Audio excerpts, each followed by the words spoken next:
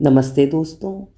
समकालीन कहानियों की श्रृंखला में आज सुनिए विशिष्ट कहानीकार गीता पंडित की लिखी हुई कहानी मसीहा। ये कहानी उनके कहानी संग्रह विदाउट मैन से ली गई है। प्रस्तुत है कहानी मेरी जुबानी। मैं हूँ सीमा सिंह। ये वृद्ध आश्रम है। मैं एक पत्रकार हूँ। यहाँ की कवरेज करने अक्सर आती रहती हूँ। आज चैनल ने विशेष रूप से अतीता का इंटरव्यू लेने भेजा है। वैसे मैं यहाँ पहले भी कई बार आ चुकी हूँ, लेकिन ये जगह ऐसी है जहाँ इंतज़ार कभी ख़त्म नहीं होता। उम्रे दराज मांग कर लाए थे 4 दिन, 2 आरज़ू में कट गए 2 इंतज़ार में। आज बहादुर शाह ज़फ़र का ये शेर बारंबार याद आ रहा है। और सच बात तो ये है कि आरज़ू और इंतज़ार के कंधों पर बैठकर ज़िंदगी सफ़र करती है। एक लाठी है तो दूसरा आँखें।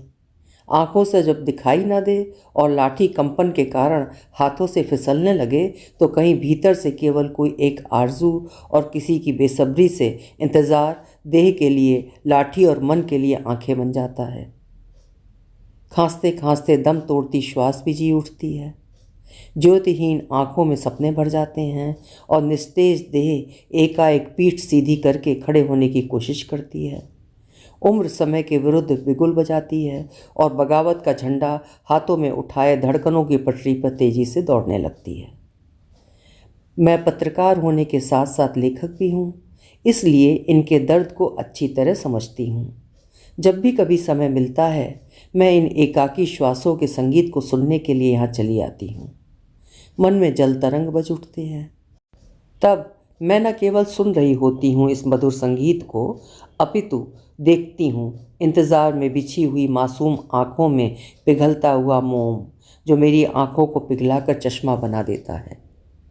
बहुत आसान है मेरे लिए किसी भी राजनेता का इंटरव्यू लेना, लेकिन सहज नहीं है वृद्ध आश्रम में आकर प्रश्न पूछना, फिर से इन्हें यादों के उसी दलदल में घसीटना जिसे ये भूलना चाहती हैं। बहरहाल एक पत्रकार होने के नाते साहस तो करना होगा इनकी ज़िंदगी में झांकने का और आपको दिखाने व सुनाने का। यूँ तो दिल्ली में वृद्ध आश्रमों की कमी नहीं, लेकिन दिल्ली के पॉश कॉलोनी का ये वृद्ध आश्रम विशेष है। और भी विशेष है इस वृद्ध आश्रम का ये कमरा, जिसमें जानबूझकर 4 ही बेड डाले गए हैं, जबकि दूसरे कमरों में 8 या 6 बेड लगे हैं। ये स्पेशल कमरा है जो अतीता को दिया गया है, जिसमें नसरीन, अनीसा और पुष्पा भी रहती हैं। अब आप सोच रहे होंगे कि अतीता में ऐसी क्या खास बात है जो वृद्ध आश्रम उन पर इतना मेहरबान है। प्रश्न जायज़ है, लेकिन अतीता यहाँ के लिए खास ही नहीं, विशेष हैं। अतीता, जिनका रंग गेहुआ, घने सफ़ेद बॉय कट बाल, आँखें बड़ी बड़ी और धनुषाकार भौहें, भरा भरा चेहरा, सौम्य और आकर्षक जो मन को मोहता है। कद सामान्य से कुछ ज़्यादा, उम्र लगभग 70 के करीब होगी। देह छरहरी, अभी भी कसी हुई। वो आम तौर पर कम बोलती हैं, लेकिन समय पड़ने पर खूब बोलती हैं, ज़्यादा सुनती हैं और अधिक गुनती हैं। ये पेशे से वकील हैं और शौक़ से एक लेखक और कवि। यूँ तो सुबह शाम वॉक करती हैं, योगा करती हैं, मगर कुछ दैहिक और कुछ मन की बीमारियों के कारण देह से अशक्त होती जा रही हैं। फिर भी दिन रात लेखन में संलग्न हैं और सभी की चहेती बन गई हैं। कभी वे दिल्ली में अकेली रहती थीं, स्त्रियों पर विशेष रूप से लिखती रही हैं। वृद्ध आश्रम की महिलाओं पर लिखना चाहती थीं, इसलिए कुछ समय के लिए यहाँ आकर रहीं, लेकिन अब यहीं की होकर रह गईं। पहले पहल कानाफूसी भी होती थी कि एक धनवान स्त्री यहाँ कैसे और क्यों है। अब सब उनसे अच्छी तरह परिचित हो गए हैं। सबके होंठों पर उनकी प्रशंसा के गीत हैं और आंखों में स्नेह व सम्मान। यूँ तो दूसरे कमरों में और भी वृद्ध स्त्रियां हैं, हर एक की अपनी अलग कहानी है, अलग दुख दर्द और पीड़ा है, लेकिन अतीता इन सभी से एकदम अलग हैं। मैं देख रही हूँ अतीता उदास हैं।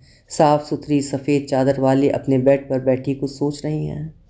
पास में डायरी, एक पेन और चश्मा रखा है। साथ में एक अधखुली पुस्तक उल्टी करके रखी हुई है, जो कुछ देर पहले तक पढ़ रही होंगी। साइड में एप्पल का लैपटॉप रखा है। अक्सर वो पढ़ती हुई या लिखती हुई दिखाई देती हैं, लेकिन आज जाने कहाँ गुम है। मैं धीमे से अतीता के पास जाती हूँ। वो मुझे जानती हैं क्योंकि मैं पहले भी कई बार उनसे मिल चुकी हूँ। नमस्ते आंटी। उन्होंने धीरे से दृष्टि उठाई और बोली, ओह पत्रकार महोदया, तुम फिर आ गई? हाँ आंटी, आपसे मिलकर और बात करके मुझे बहुत अच्छा लगता है, इसलिए बार बार आती हूँ। हमें भी तुमसे मिलकर अच्छा लगता है। मैं मुस्कुरा दी और फिर पूछा, आप कैसी हैं? अरे भाई, हमें क्या होने वाला है, देख लो बिल्कुल तंदुरुस्त दिखाई दे रहे हैं। आओ, वो चेयर खींचकर बैठो मेरे पास। अच्छा, अब कहो। आपसे कुछ बातें करनी हैं जो हमारा चैनल प्रसारित करेगा, बस उसी सिलसिले में। हाँ, कल चैनल वालों का फ़ोन आया था। वो पल भर के लिए खामोश हो गईं, फिर मुस्कुराते हुए मेरी आंखों में झांकते हुए बोलीं, ठीक है, पूछो जो पूछना चाहती हो। अगर आप तैयार हैं तो शुरू करें। हाँ ज़रूर, बस ज़रा अपना चश्मा लगा लूँ जिससे समय की आंख में पैनी दृष्टि से झांक सकूँ। ये कहकर उन्होंने अपना चश्मा पहन लिया और बेड पर ही कमर पीछे लगाकर आराम से बैठ गईं। वो सहज थीं क्योंकि ऐसे इंटरव्यू वो पहले भी कई बार दे चुकी थीं, लेकिन तब वे अपने घर में रहती थीं। आज की और तब की स्थिति में ज़मीन आसमान का अंतर आ चुका था। उन्होंने हल्के गुलाबी कलर का गाउन पहना हुआ है जो उनकी गरिमा में चार चांद लगा रहा है। मैं उनका गाउन जो घुटनों तक उठा हुआ था उसे पैरों के पास तक लाती हूँ। वे फिर मुस्कुराती हैं और कहती हैं, जानती हो मुझे गुलाबी रंग बहुत पसंद है। मैं भी धीरे से मुस्कुराती हूँ और वहीं पास में पड़ी कुर्सी खींचकर उन्हीं के पास बैठ जाती हूँ। ओके, तो इंटरव्यू शुरू करते हैं। अतीता जी, आपकी साहित्यिक यात्रा के विषय में बहुत सारी बातें हम पिछले प्रोग्राम्स में कर चुके हैं।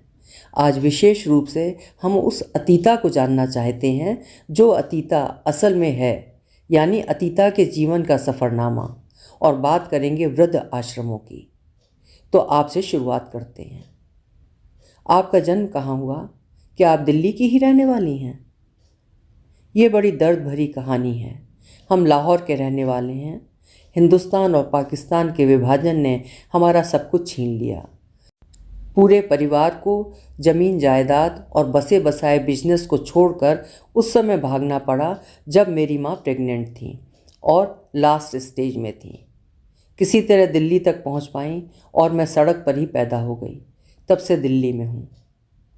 आप लेखक और कवि होने के साथ साथ पेशे से वकील भी हैं। दिल्ली हाई कोर्ट की जज भी रही हैं। आपने विशेष रूप से स्त्रियों को लेकर अपनी लड़ाई लड़ी है। इसके पीछे कोई राज है या यूं ही बस? क्षणिक सन्नाटे के बाद वो बोली, राजवाज तो कुछ नहीं है। हाँ, मैं भुक्तभोगी हूँ। स्त्री होने की पीड़ा से बहुत अच्छी तरह परिचित हूँ। भुक्तभोगी? जरा खुलकर कहिए ना। पिता की बीमारी के कारण मेरा विवाह जल्दी कर दिया गया। ससुराल वाले एक तरफ पढ़ी लिखी लड़की चाहते थे तो दूसरी तरफ घर के अंदर दबी ढकी रहने वाली चाबी की गुड़िया। मैं तो वकील थी, प्रैक्टिस करना चाहती थी, इसलिए मैंने जब इसका विरोध किया तो बात तलाक तक पहुंच गई और मैं विवाह के पहले हफ्ते में ही ससुराल छोड़कर आ गई। उस समय तलाकशुदा स्त्री की कैसी दुर्गति हो सकती है और कितना संघर्ष करना पड़ सकता है। समाज से लड़ना, परिवार से लड़ना, और फिर मैं तो वकील भी थी, तो वकालत के साथ साथ स्वयं को भी संभालना। तुम समझ सकती हो कितना तकलीफ दे रहा होगा। बस यहीं से अपने संघर्ष के साथ स्त्री के संघर्ष को समझने की कला ने जन्म लिया। जी, पत्रकार होने से पहले मैं भी एक स्त्री हूँ और इस पीड़ा को अच्छी तरह समझ सकती हूँ। क्या आपने दूसरा विवाह किया? अगर नहीं तो क्या कभी दूसरा विवाह करने का ख्याल मन में आया? नहीं, उस समय समाज में स्त्री के लिए दूसरे विवाह की बात सोचना भी पाप था और फिर मन भी नहीं था। एक विवाह करके ही इतना भुगत चुकी थी कि कभी पुरुष का ख्याल तक मन में नहीं आया। संतान और परिवार के बिना अकेलेपन और उदासी का सामना कैसे किया? वकालत तो मैं कर ही रही थी, ऊपर से स्त्रियों की समस्याओं में अपने को इतना उलझा दिया कि रात दिन का अंतर भूल गई। मुझे पढ़ने और लिखने का भी शौक़ है। समय मिलते ही मनपसंद पुस्तकों में डूब जाती, डायरी लिखना और कहानी तथा कविताएं, यहाँ तक कि 7 उपन्यास भी लिखे और ये 8वां अब तैयार है, जो यहाँ इन सबकी समस्याओं का सफ़रनामा बन गया है। आखिर देखी पीर बावरी। मैंने अपनी लड़ाई के साथ साथ उन स्त्रियों की लड़ाई भी लड़ी जिनके पास ना तो पैसा था और ना ही कोई सहारा, जो पढ़ी लिखी भी नहीं थी, जिनकी रीढ़ की हड्डी समाज और परिवार ने तोड़ दी थी, या वो जिन्हें बांझ कहकर या बदचलन कहकर घर से निकाल दिया गया था, या पति ने दूसरा विवाह कर लिया था। आपने ऐसी स्त्रियों के लिए क्या और कैसे किया? सबसे पहले तो मैं मानसिक धरातल पर बैकबोन बनकर उनके साथ खड़ी हुई। वकील होने के नाते उन्हें न केवल इंसाफ दिलाया, बल्कि उन्हें आत्मसम्मान से जीने की राह भी दिखाई। उनकी टूटी हुई कमर को सीधा किया और तनकर चलने का साहस भी उनमें भरा। जी, स्त्री होने के नाते तुम भी जानती होगी कि किस्म किस्म के दुख हैं स्त्री के पास। मैंने उन्हें बड़े ध्यान से देखा और समझा। एक तरफ मैंने उनकी समस्याओं को लिखकर समाज तक पहुंचाया, तो दूसरी तरफ उनकी हर समस्या को अपनी समस्या समझकर सुलझाने का प्रयास भी किया। तुम जानती हो ना, हमारे यहाँ जन्म से ही लड़की पराया धन समझकर पाली पोसी जाती है। जहाँ जन्म लेती है वहीं की संपत्ति से बेदखल की जाती है। ससुराल से अर्थी निकलने की बात विवाह के समय विदा करते हुए पोटली में बांधकर सौगात में दी जाती है, और विवाह के पश्चात यदि ससुराल भी पराई हो जाए तो कहाँ जाए? जब अपना घर जहाँ उसने जन्म लिया वही अपना ना हो सका तो पराया घर अपना कैसे होगा? मैं ये सब जानती थी, इसीलिए स्वयं आगे बढ़कर पीड़ित स्त्रियों की सहायता करती रही, उन्हें आर्थिक रूप से सबल बनाने का प्रयास करती रही। मेरे कानों में गीत बजने लगा, अगले जन्म मोहे बिटिया न कीजो। आप समर्थ हैं, रुपए पैसे की कोई कमी नहीं है, आपके पास नौकर चाकर की भी कमी नहीं, फिर यहाँ वृद्ध आश्रम में क्यों और कैसे? अरे भाई, मैं भी तो वृद्धा हूँ, क्या मुझे यहाँ रहने का अधिकार नहीं है? क्यों नहीं? मैंने हंसकर कहा। अभी से वृद्धा? आप तो एकदम जवान हैं। लेकिन क्या कुछ और भी है जो आपके यहाँ रहने की वजह है? हाँ, हुआ यूँ कि मैं वृद्ध आश्रम में रहने वाली स्त्रियों पर एक उपन्यास लिखना चाहती थी। इसलिए जब मैं इनसे मिली तो मैंने देखा ये तो सभी टूटी फूटी अपने अतीत और आज पर रोती हुई रुदालियाँ हैं, जो जमाने की सताई हुई अपने और अपनी ही मृत्यु का बेसब्री से इंतज़ार करती हुई अपने पर ही रो रही हैं। मुझे असहनीय पीड़ा हुई और मैं सोच में पड़ गई कि इनको फिर से हंसाने के लिए मैं क्या कर सकती हूँ। साथ ही इनमें आत्मविश्वास भरकर इनको बेहतर ज़िंदगी देने के सपने भी देखने लगी। लेकिन बूढ़ी हड्डियों में इतनी ताकत नहीं थी कि बार बार यहाँ आ सकूं। इसलिए 24 घंटे इनके साथ रहने चली आई, ताकि इनकी परेशानियों से, इनकी मन स्थिति से अच्छी तरह परिचित होकर इनकी सहायता कर सकूं। उपन्यास तो पूरा होने वाला है, लेकिन अब जाने का मन नहीं है। अकेले रहते रहते मुझे भी ऊब सी होने लगी है। निडर होते हुए भी आजकल वृद्ध लोगों की दिन दहाड़े हत्या के समाचार भी उद्विग्न करते हैं। तुम तो पत्रकार हो, अच्छी तरह जानती हो, मेरा वृद्ध आश्रम में होने का यह भी एक कारण है।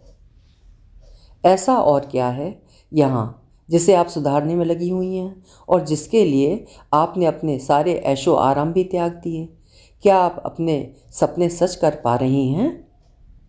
हाँ, मेरा सपना साकार हो रहा है। रहकर देखो इनके साथ, तब समझ पाओगी कि ज़िंदगी यहाँ बिखरी पड़ी है। जब भी मैं उनसे बातें करती हूँ या उनके नज़दीक जाती हूँ तो हर एक स्त्री अपने आप में महाग्रंथ की तरह खुल जाती है। तुम विश्वास नहीं करोगी, उनमें इतना टैलेंट भरा पड़ा है जिसका कभी उपयोग ही नहीं हुआ। वे केवल चूल्हा चक्की संभालने, बच्चे पैदा करने और पुरुष के संभोग का कारण मात्र नहीं, परिवार का बोझ उठाती रहीं, लेकिन परिवार उनका बोझ ना उठा सका। उनकी पीड़ा, उनका दुख आत्मसात करके देखो। तमाम उम्र हंसी खुशी से परिवार के प्रति समर्पित रहने के बाद भी अंत समय में वे आज अकेली, एकाकी, निरीह जीवन जीने के लिए अभिशप्त हैं। उनमें जीने की कैसी लालसा है। प्रेम का परिमार्जित असली स्वरूप देखना हो तो देखो इन्हें, पढ़ो इन्हें और हो सके तो गढ़ो इन्हें। तुम पत्रकार हो, कहो इनकी पीड़ा बारंबार, ताकि कर्ज में डूबा ये समाज उनके कर्ज से मुक्ति पा सके और घर के दरवाजे खोल सके और वृद्ध आश्रमों की ज़रूरत ही समाप्त हो जाए। चैनलों को या कहूँ मीडिया को अपनी सार्थकता का अंदाज होना चाहिए। वे आईना है जिसमें समाज का असली चेहरा अवश्य दिखाई देना चाहिए। हिंदी की वरिष्ठ लेखिका और हिंदी अकादमी की उपाध्यक्ष मैत्रेयी पुष्पा ने फेसबुक स्टेटस में कहा है कि हमारे गांव में वृद्धाश्रम का जिक्र नहीं होता। मैंने जितने भी गांव अभी तक देखे हैं वहाँ वृद्धाश्रम नज़र नहीं आए। मैं शहर में भी वृद्धाश्रम नहीं देखना चाहती, क्योंकि ये मुझे बूढ़ों के लिए मरने से पहले के नरक लगते हैं। पिता और संतान के संबंधों का क्रूरतम रूप, बूढ़ों के ईगो और औलाद की घृणा के रसायन का नतीजा। आप इस विषय पर क्या कहना चाहेंगी? मैत्रेयी जी की बात से सहमत हूँ मैं, और उनकी पीड़ा को भी अच्छी तरह से समझती हूँ। वो गांव से बहुत अच्छी तरह से परिचित हैं, लेकिन जब तक समाज नहीं बदलता, परिवार नहीं बदलता, तब तक इन वृद्ध आश्रमों की आवश्यकता बराबर बनी रहेगी। सोचो जरा, अगर वृद्ध आश्रम भी ना हो तो ये बूढ़ी स्त्रियां या बूढ़े पुरुष कहाँ जाएं?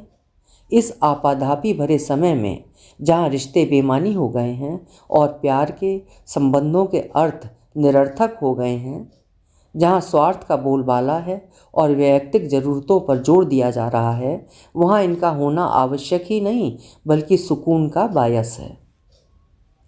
क्या ये आश्रम केवल महिलाओं के लिए है? नहीं, ऐसा नहीं है। इस आश्रम के 2 भाग हैं। जहाँ तुम बैठी हो ये केवल उन स्त्रियों के लिए है जो अकेली और बेसहारा, बेबस और बूढ़ी लाचार हैं। इसके दूसरे भाग में वृद्ध स्त्री पुरुष या केवल वृद्ध पुरुष हैं। मैं यहाँ पर दोनों की समस्याओं का निदान करने की कोशिश करती रहती हूँ। जब आप यहाँ आईं तब इन स्त्रियों की दशा कैसी थी? आश्रम की दशा स्वास्थ्य की दृष्टि से बहुत खराब थी, इसलिए बीमारियां भी अधिक फैली हुई थीं। यहाँ स्त्रियों में बड़ी निराशा थी। वे जीने की कामना छोड़ बैठी थीं, इसलिए अपनी भी साफ सफाई का या ओढ़ने पहनने का मन नहीं होता था। पैसे की कमी थी। जब से यहाँ आई हूँ सब कुछ बदल गया है। मैंने उनमें फिर से जीने की ललक पैदा की है। अधिकतर स्त्रियाँ बीमार थीं क्योंकि मन से दुखी थीं, मोह में थीं। उन्हें फिर से सपने दिखाए हैं, अब वे खुश हैं, और जो कुछ वे अपने समय में नहीं कर पाईं आज यहाँ खुलकर कर रही हैं, यानी जी रही हैं अपने लिए। कैसे? थोड़ा विस्तार से कहें। उधर देखो जरा, नसरीन, पुष्पा या अनीसा कितनी प्रसन्न नज़र आ रही हैं। मैंने दृष्टि उठाकर उधर देखा जिधर अतीता मैम ने इशारा किया था। वो फिर कहने लगी, वहाँ दूसरे नंबर के बेड पर नसरीन नाम की वृद्धा है। आंखें अंदर को धसी हुई, कटाक्ष करती सफ़ेद घनी भौहें, गोरा रंग, सुतवा नाक, धूप की ओढ़नी ओढ़े हुए, सफ़ेद कंधों पर झूलते बाल, ढीले से गाउन में ढीली पड़ी देह, ढीले पड़े चेहरे पर ढलकी सी त्वचा, आज भी जैसे समय की खूबसूरत कहानी बाँचती सी लग रही हैं। उनके हाथ में गिटार है और बेड पर बैठकर किसी राग को धीमे धीमे गुनगुना रही हैं। रागहीन जिंदगी में रागिनी के दर्शन करने हों तो नसरीन से अवश्य मिलकर जाना। उनके 2 बेटे हैं विदेश में, कोई मिलने नहीं आता। हाँ, पैसा आ जाता है। ओह। तीसरे बेड पर वो अनीसा हैं। थोड़ी कमर झुक गई है, लेकिन आज भी संगमरमर सी गोरी हैं। समय ने उनके साथ बहुत बुरा किया है। 3 शादियां और 3 तलाक का बोझ सहते सहते वो टूट गईं। निसंतान है, अब उसका कोई नहीं। शुरू से ही नृत्य से प्रेम करती थी। घर और मजहब में इजाज़त नहीं थी, इसलिए चोरी छिपे टीवी पर देख देख कर सीख गई और आज बड़े मन से धीरे धीरे ठुमकती रहती हैं। बेड पर बैठे बैठे मुद्राएं बनाती हैं और खुश रहने का प्रयास करती हैं। वो यहाँ खुश हैं क्योंकि यहाँ का मजहब प्रेम है। और चौथे बेड पर कौन है? चौथे बेड पर पुष्पा हैं। लगभग 80 साल की हैं। इनकी कहानी भी अजीब है। बीए पास करते किसी डॉक्टर के साथ इनका विवाह हो गया जब ये केवल 18 बरस की थीं। और अधिक पढ़ना चाहती थीं, लेकिन माता पिता ने स्वीकृति नहीं दी और अच्छा लड़का व अच्छा घर बार देखकर तुरंत अपने सर से बोझ झटक दिया। तब ये केवल 24 वर्ष की थीं। पति को पीलिया हुआ और उनकी मृत्यु हो गई। तब इनके पास 3 साल की बेटी और 6 माह का बेटा था। इनके पिता इन्हें वापस घर ले गए। वहाँ उन्होंने बीएड किया और अध्यापन की नौकरी में लग गईं। लेकिन परिवार ने मिलकर जोर ज़बरदस्ती पति के छोटे भाई के साथ फिर से विवाह करवा दिया, मगर उसने कभी भी इन्हें खुश नहीं रखा। पहले से इनके 2 बच्चों के होते हुए वो अपने बच्चे चाहता था, जिसके लिए पुष्पा मानसिक रूप से तैयार नहीं थी और नौकरी भी नई नई थी। वो नौकरी छोड़ना नहीं चाहती थी, इसलिए कुछ समय बाद से ये उनसे अलग हो गईं। अकेले दोनों बच्चों को काबिल बनाया, उनके विवाह किए, अपने लिए कुछ नहीं बचाया। आज बेटा विवाहित है और विदेश में है। माँ की सेवा करने के लिए उसके पास समय और साधन दोनों की कमी है। इसलिए एक दिन अपना पता ठिकाना या फ़ोन नंबर बिना दिए इन्हें वृद्ध आश्रम के बाहर छोड़कर वो हमेशा के लिए यहाँ से चला गया। बेटी चाह कर भी नहीं मिल पाती, क्योंकि माँ का वृद्ध आश्रम में होना उसकी ससुराल वालों को तौहीन लगता है। अपने परिवार से छिपकर वो 3 साल में केवल 1 आध बार ही मिलने आई है। उसके लिए बात पैसे की नहीं है, बुढ़ापे के कारण अशक्त हो गई है, अकेले रहने से डरती है, इसलिए यहाँ है। आप ही देखिए कितनी प्रसन्न दिखाई दे रही है। ये जो मेरी साइड टेबल पर सजा हुआ गुलदस्ता देख रही हैं, इसी ने बनाया है। प्रतिदिन सुबह सुबह ये ताज़े ताज़े फूल यहाँ रख जाती है। बड़ी प्यारी और मासूम सी है। इससे बात करके देखना, किसी दिन तुम भी चहक उठोगी। मैं आश्चर्यचकित थी कि अपने अपने परिवार से दूर यहाँ इतनी प्रसन्न कैसे रह पा रही हैं। मैं देख रही थी और अतीता की बात भी बड़े ध्यान से सुन रही थी। और कौन कौन है यहाँ? दूसरे कमरों में और भी हैं, जिनके बीच में धर्म, जाति या ऊंच नीच की दीवार नहीं। सभी एक परिवार की तरह मिलकर रहती हैं और मिलकर आश्रम के सारे कार्य स्वयं करती हैं। यहाँ सत्ता का गंदा खेल नहीं, जो लोगों को धर्म और जाति के नाम पर बांटता है, बल्कि प्रेम का साम्राज्य है। हर वर्ग, हर तबके की स्त्रियाँ हैं यहाँ। मुन्नी, खालिदा, बिब्बो, सुनीता, धन्नो, ममता, कविता, रेशमा, रज्जो, अमीना, किस किस के नाम गिनवाऊँ? अपनों से पीड़ित, अपनों के मोह में लिप्त, दिन रात आंसू बहाती हैं और अपनों का कभी ना खत्म होने वाला इंतज़ार करती हैं। लेकिन मेरे आने से आज सब बदल गया है। इंतज़ार अभी भी है, लेकिन आंखों में मिलन के सपने भरे हैं, जो उन्हें जीने के लिए उकसाते हैं। अब वे मृत्यु की कामना नहीं करती, अपितु कुछ समय जीने के लिए मांगती हैं। वे अपने से प्रेम करना सीख गई हैं। मुझे बहुत मानती हैं। मैं यहाँ सबकी दीदी हूँ, इसलिए मेरी बात कान लगाकर सुनती हैं और कोशिश करती हैं वैसा ही करने की जैसा मैं कहती हूँ। कभी भी उदास होती हैं तो मेरे पास आकर बैठ जाती हैं, मुझसे अपना मन बांटती हैं। तुम्हें पता है, हम देह की भाषा के जानकार लोग हैं, इसलिए स्त्री की देह के लिए चाणक्य नीति अपनाते हैं। कैसे भी साम दाम दंड भेद से हासिल करने की युक्ति गढ़ते हैं, जिसके लिए शकुनी से पासे फेंकते हैं। लेकिन तुम ये जानती हो कि मन तो अछूता रह जाता है और वही हर परेशानी का, हर दुख और पीड़ा का सबब होता है। जब वे अपने मन की बात मुझसे करती हैं तो मैं भूल जाती हूँ कि मैं भी अकेली हूँ। मैं उनकी पीड़ा में बराबर की साझीदार होकर सुख पाती हूँ। यहाँ 2 बेड की जगह खाली क्यों है? ये कमरा भी नया बना हुआ प्रतीत हो रहा है। हाँ, सही कहती हो। इस कमरे में 2 बेड और आ सकते थे, लेकिन मुझसे मिलने वालों की भीड़ लगी रहती है, इसलिए यहाँ ये जगह छोड़ दी गई है। ये इस आश्रम का सबसे बड़ा कमरा है और नया बनाया गया है, विशेष रूप से मेरे लिए, और जिसे मैं अपने साथ रखना चाहूँ उसके लिए। मैंने प्रश्नवाचक निगाह से उन्हें देखा और कहा, ऐसा क्यों और कैसे? पैसा कहाँ से आया? ये एक प्राइवेट वृद्ध आश्रम है। मैंने इसे काफ़ी सारा पैसा डोनेट किया है और यहाँ रहने की इच्छा के साथ ही एक कमरा और बनाने का प्रस्ताव भी रखा। जगह तो थी ही, इसीलिए सब सहज रूप से हो गया। मैं चाहती तो नया वृद्ध आश्रम बनवा सकती थी, लेकिन मैंने उस उलझन में न पड़कर इनकी दशा सुधारने का संकल्प किया और भी कई आश्रमों को आर्थिक सहायता देकर वहाँ की दशा में सुधार लाने की कोशिश कर रही हूँ। अब पैसे की बात चली है तो मैं ये कहूँगी कि आप तो अच्छी खासी अमीर स्त्री हैं, तो उसका और किस तरह से उपयोग कर रही हैं? जहाँ तक पैसे की बात है, मैंने पैसा बहुत कमाया, खर्च करने वाला तो कोई था नहीं, इसलिए अपना काफ़ी पैसा मैंने इस वृद्ध आश्रम के नाम कर दिया, जिससे जो ये वृद्ध स्त्रियाँ जो खुशी तब न पा सकीं कम से कम अब पालें और कुछ चैरिटी के दूसरे कार्यों में लगा दिया। यहाँ आप कैसे जीवन यापन करेंगी? यहाँ नौकर चाकरों की कमी है, आपको महसूस नहीं होती? मैं झूठ नहीं बोलूँगी, होती है कभी कभी, लेकिन सभी मेरा बहुत ध्यान रखते हैं। अनीसा मुझे कुछ भी नहीं करने देती, कहती है बस तुम तो लिखो और सबकी समस्याएं सुलझाओ, इसलिए मुझे अपनी चिंता नहीं। यह आश्रम मेरा अपना घर है और ये सब मेरा अपना परिवार। बच्ची खुची ज़िंदगी इन्हीं के साथ बीत जाएगी। मैं खुश हूँ और मैं उनकी खुशियाँ अपने आँखों से देखना चाहती हूँ, इसलिए यहीं रहूँगी इन्हीं के साथ, इनकी तरह। मैं सोच रही थी कि इन वृद्ध आश्रमों के दरवाजे भी अगर इनके लिए न खुले होते और अतीता जैसी कोई हस्ती यहाँ सहारा बनकर न आई होती, तो ये भी बनारस के घाटों पर उन विधवाओं की तरह कहीं भटकती हुई होती जो हर पल केवल मृत्यु की कामना करती हैं।